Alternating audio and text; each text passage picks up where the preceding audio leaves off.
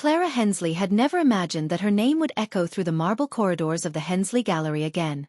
Not after the way she had left Brighton 3 years ago. Without a goodbye, without a trace.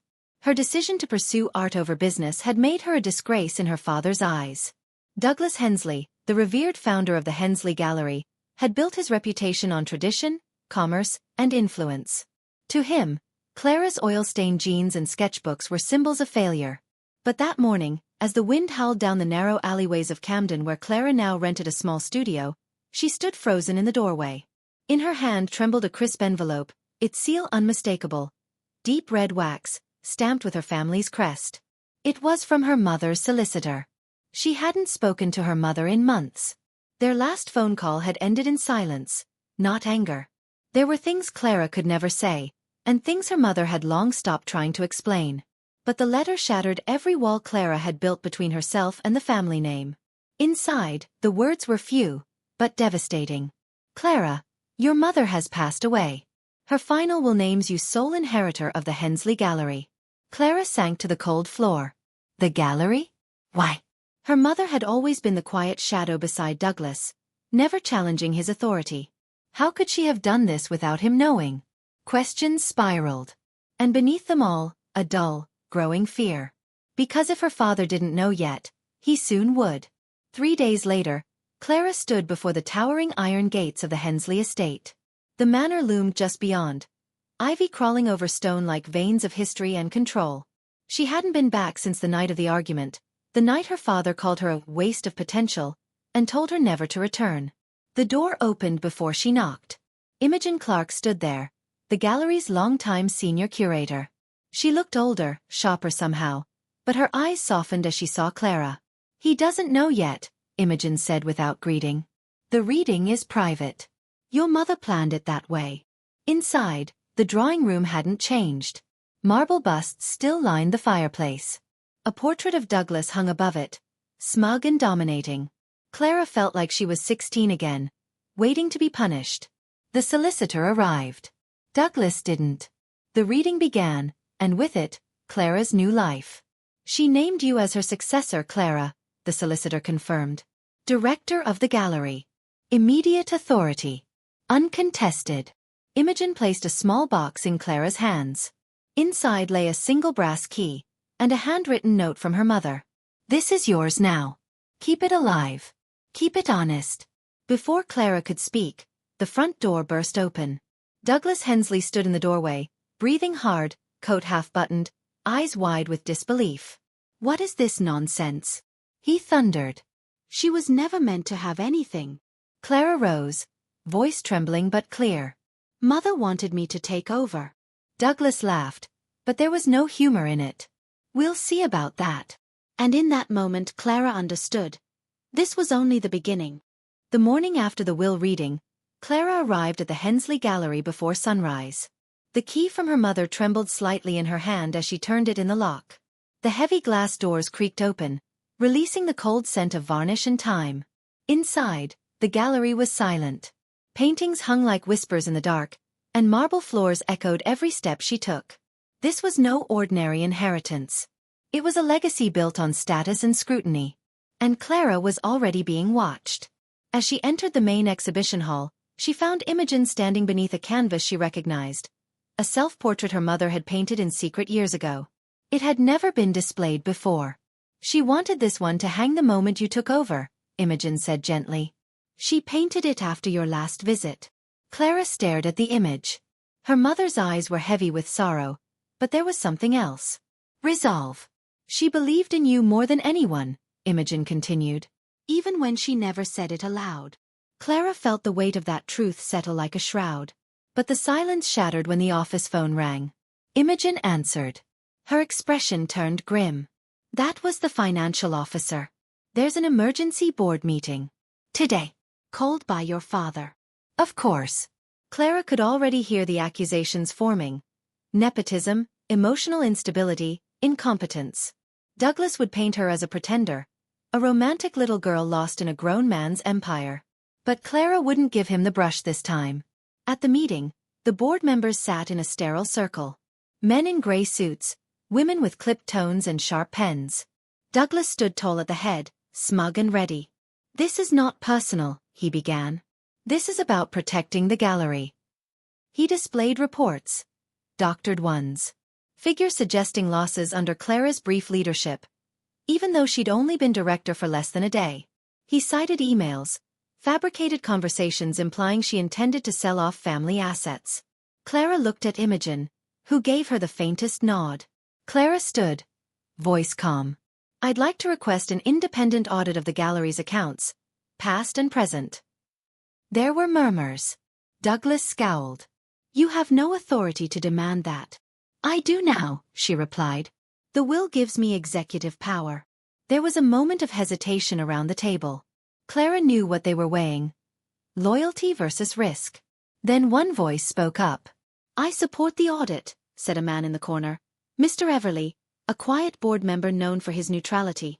"I second it," another added. Douglas clenched his jaw. But Clara wasn't done. "As a precaution," she continued, "I've already contacted an external firm. They begin this afternoon." Douglas paled. He hadn't expected her to move so fast. As the meeting adjourned in a flurry of uneasy whispers, Clara caught sight of her father slipping away. She followed quietly, unnoticed, through the staff corridor.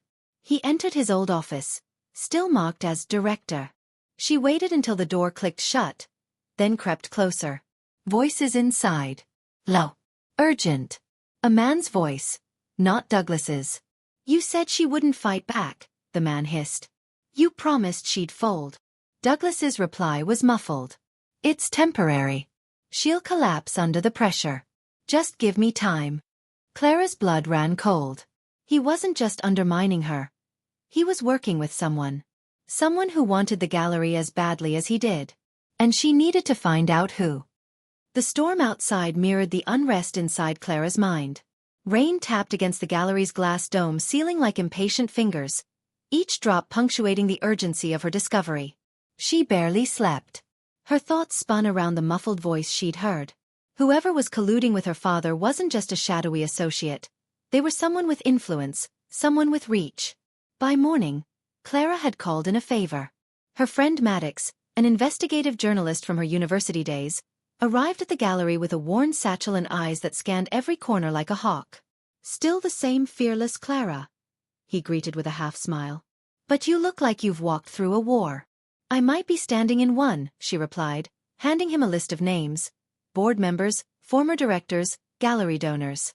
Maddox flipped through it. "Who are we looking for?" "I don't know his name. But I heard his voice. He sounded local. Educated. Angry." Maddox nodded. "Leave it with me."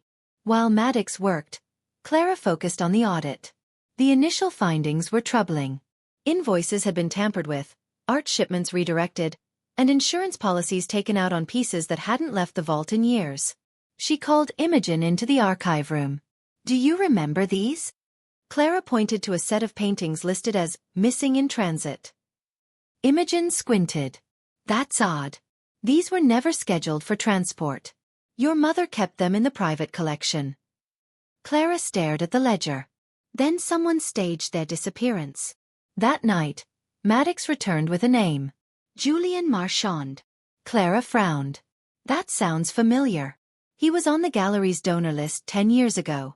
Then he disappeared after a scandal involving the Royal Conservatory. Your father had ties with him. Financial ones. Offshore." Clara's breath caught. "I remember now. Mum banned his entry to the gallery. She didn't trust him. With good reason," Maddox added. "Marchand is no art lover. He's a broker. He deals in laundering through fine art." Clara's stomach turned. This wasn't just sabotage. It was organized theft. Douglas promised him access. They're gutting the gallery from the inside, passing stolen works as part of fake auctions. And if you get removed, they'll sell it all. Wipe it clean.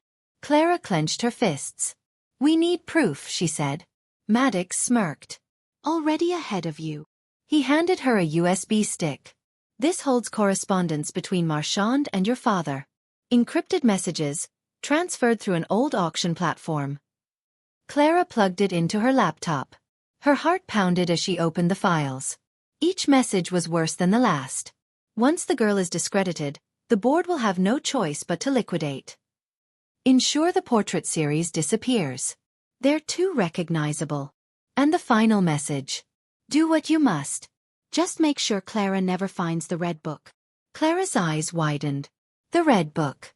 It was something her mother had mentioned once, in passing. A logbook. Hidden somewhere in the gallery. It held every acquisition, every donor deal, and every painting's true provenance. It was the key to everything. The gallery after hours was a different world. Silent. Watchful. As though the walls held breath. Clara stood alone in the central archive chamber, the hum of old lights flickering above her. The scent of aged canvas, wood polish, and something older, perhaps secrecy itself, hung thick in the air. She clutched a faded memory of her mother's words. If ever you doubt the truth, the vault knows. There was a private vault beneath the gallery, long sealed. Her mother had insisted only the director and head curator could access it. Clara hadn't dared open it since her mother passed. Tonight, she would. She keyed in the access code. The mechanical clunk echoed through the narrow corridor. The thick metal door creaked open, revealing darkness, and a staircase spiraling downward. Her torchlight danced across stone walls as she descended. Rows of security drawers lined the room. Some empty. Some tagged with acquisition dates stretching back to the 1940s. At the far end she saw it. A crimson-bound book resting atop a steel case. The red book. She reached out and opened it slowly. Each page was handwritten, cataloging every painting, donation, and exchange, down to the brushstroke. But there, halfway through the volume, the ink changed color. The handwriting slanted. This was her mother's final entry. Julian Marchand approached again. Douglas insisted we accept the restoration grant. I refused. If anything happens to me, this book must survive. It holds their sins. Clara shut the book, her pulse rising. Footsteps echoed above.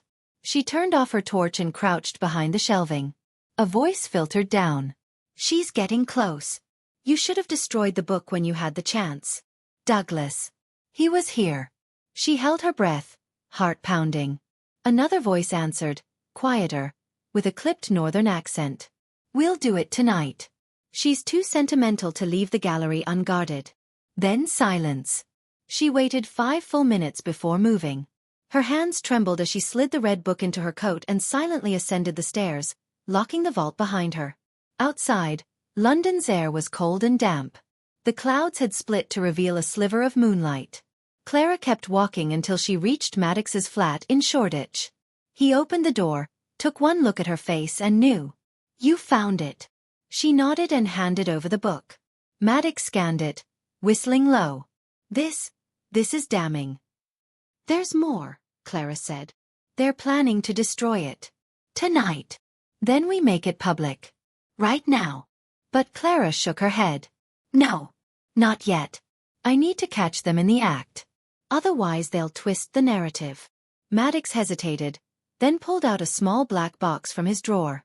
A bugging device. Old tech. Analog. Won't get jammed.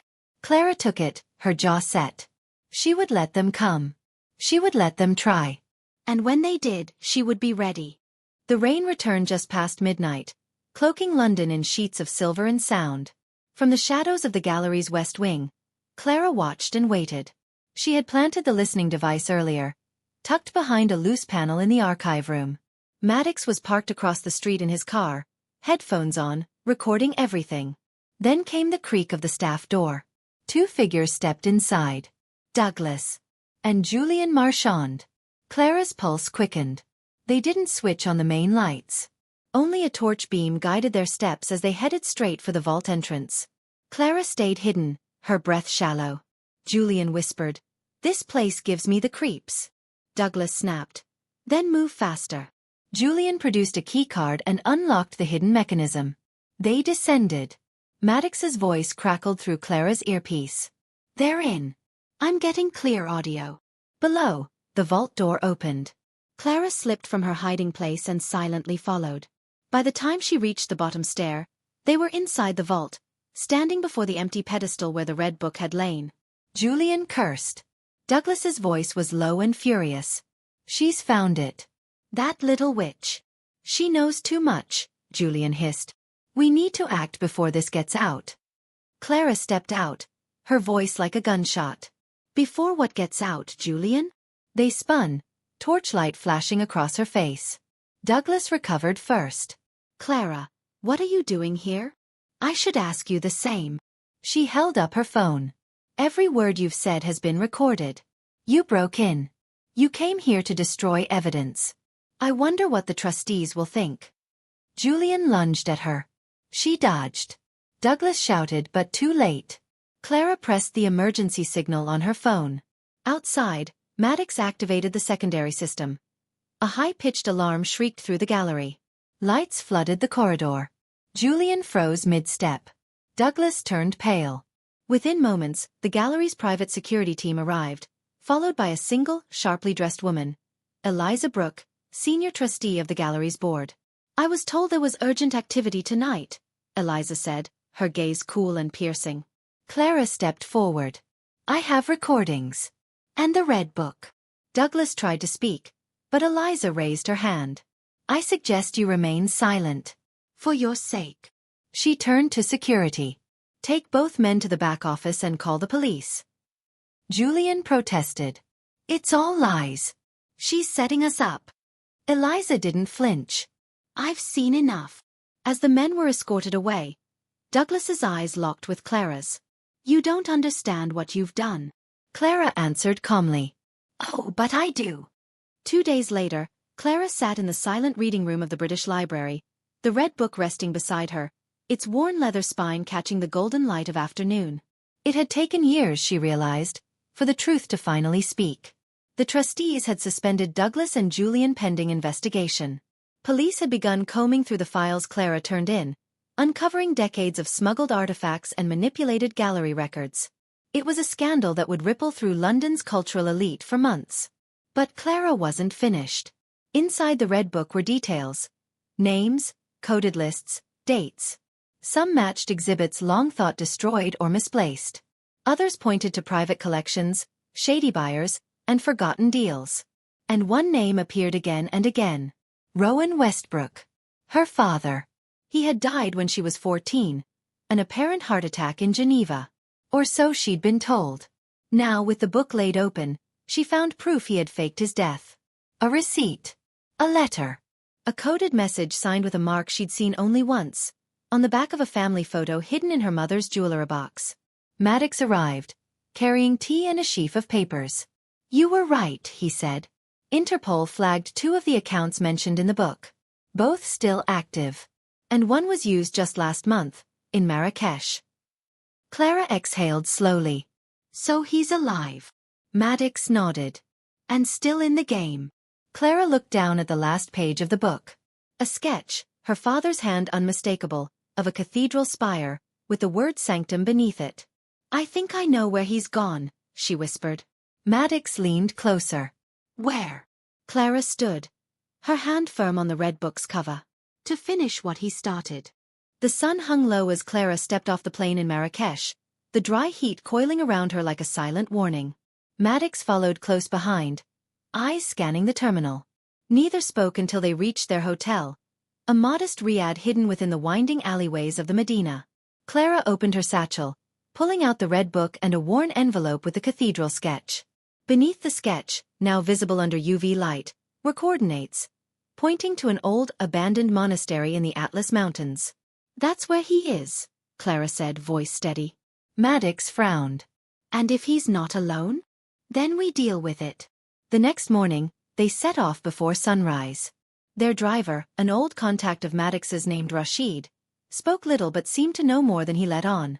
As the road climbed into the mountains, Clara stared at the horizon, the spire from her father's drawing gradually taking shape against the cliffs. At midday they arrived. The monastery loomed like a fossil from another world. Stone cracked by time, gates rusted shut. Maddox tested the side entrance. Unlocked. They slipped inside. Silence reigned. The only sound was the wind and the scrape of Clara's boots on old stone. The nave was empty, save for remnants of travel, blankets, food tins, scattered notes in handwriting she recognized too well. Rowan Westbrook had been here. Recently. Clara's hand trembled as she picked up a scrap of parchment with a single phrase. The flame must stay hidden until it is safe to burn again. She turned to Maddox. This wasn't just smuggling. It was a movement. Maddox nodded. A network. Art, yes, but also knowledge, power, and control. Suddenly, footsteps echoed behind them. They turned. A man stepped from the shadows. Older. Beard graying. But his eyes. Clara would know them anywhere. Hello, Clara, Rowan said. She couldn't speak. He looked tired. Weathered. But alive. I suppose you've come to finish what I started. Or to stop it. Clara's voice finally returned. I came for the truth. Rowan smiled faintly. Then follow me. There's something you need to see. He led them deeper into the ruins, down narrow stairs lit only by slits in the stone wall. They emerged in a chamber lit with lanterns. Crates lined the room, each marked with seals from galleries around the world. Clara's heart pounded. Are these? Yes, Rowan said. The hidden collection. Pieces stolen, forgotten, rewritten in history. All of them preserved. For whom? Rowan's eyes gleamed. For the day when truth matters more than possession. Maddox circled one of the crates. You never died. Rowan shook his head. Dying was the only way I could protect it all. Douglas and Julian wanted to sell it off piece by piece to their international buyers. I wanted to preserve it, to give it back when the world was ready. But I couldn't fight them from within. He turned to Clara. But you did. Clara felt her chest tighten. All the years of grief, confusion, and silence now pulsed between them. You left me, she whispered. I know. And I can never undo that. But now, you choose. Take it to the authorities. Burn it to the ground. Or continue the work. In the light. Clara stared at the lantern's glow reflecting off a statue's golden eyes. The choice pressed down on her. And still, she said nothing. The storm arrived in the night. Clara stood at the edge of the cliff behind the monastery, the wind tangling her hair as rain clawed down in sheets. Below her, the world seemed to vanish into darkness. Behind her, the chamber of artifacts lay hidden once more, the lanterns inside flickering like ghosts. She had spent hours there, alone, after Rowan and Maddox argued in hushed tones about what to do next. Rowan believed in preservation. Maddox leaned toward exposure. Clara remained silent. Not because she didn't care, but because every word felt like a stone dropped into a well that had no bottom. Inside, her father waited. His face haunted her. A man who had once read her bedtime stories, then vanished into a fabricated death. A man who had shielded the world's truth by stealing it. A man who now placed the burden of legacy on her shoulders without apology. She finally walked back into the chamber. Rowan looked up. You've decided. Clara nodded. Yes. Maddox watched her closely, the flicker of a question in his eyes. And Clara walked over to one of the crates. She placed her hand on the seal, then turned to both men. You were wrong, she said, looking at Rowan. This isn't about hiding or revealing. It's about restoring. Rowan frowned. What do you mean? She lifted the lid. Inside was a canvas, cracked, but unmistakably the portrait of Celeste, a painting stolen in Paris during the war.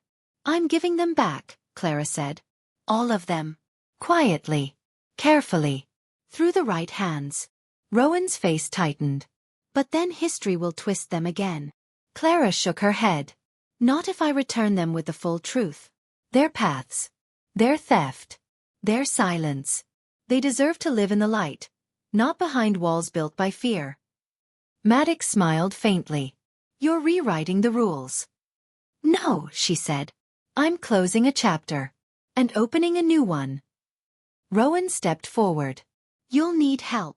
Clara looked at him, and for the first time, didn't see the man who vanished, but the man who once tried and failed and still tried again. Only if you're willing to follow, not lead, she said. He paused. Then bowed his head. A small fire flickered in the corner of the room. Clara approached it, pulling from her satchel the forged documents Julian and Douglas had once prepared to destroy her. She dropped them into the flames. The lies burned. The truth remained. And with it the beginning of something new.